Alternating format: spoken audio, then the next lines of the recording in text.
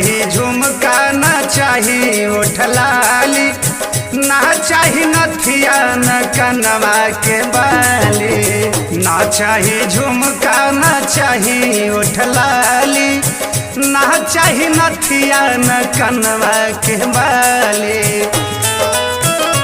आग लागो बजर परो होई सभे गहनवा हो, हमरा आँखी के सोझा में हरदम रही तो सजनवा हो। हमरा आँखी के सोझा में हरदम रही तो सजनवा हो।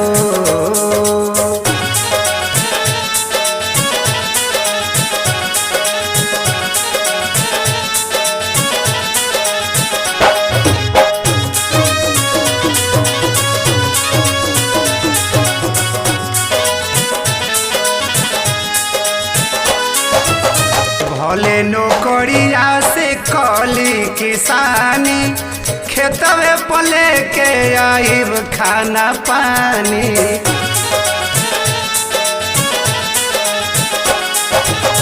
प्यार से खिलाइब सतुआ हम सानी, कटनी में संघे सुतब खरिहानी।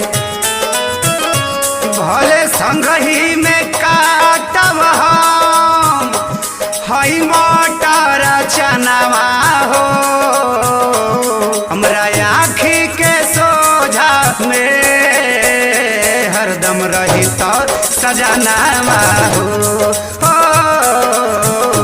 हमरा आँखी के सोझा में हरदम रही तो सजनवा हो।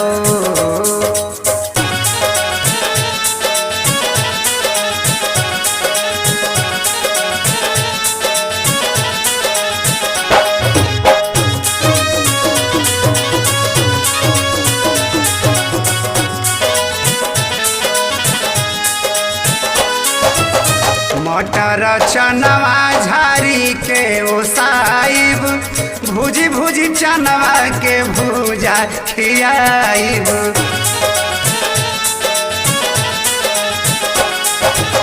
हल चल के थकला पर दहियो दबाइब, घर ही में स्वर्ग सन सुखवा हम पाइब।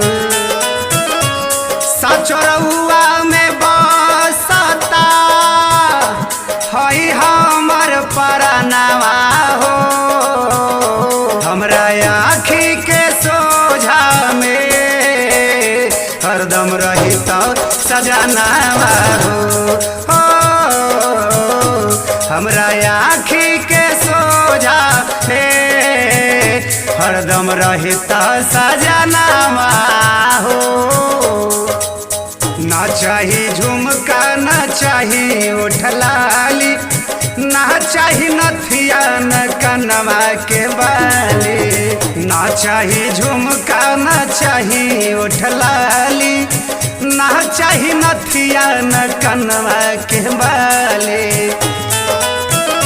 आग लागो बजर परो होई सभे गहनवा हो, हमरा आँखी के सोझा में हरदम रही तो सजनवा हो।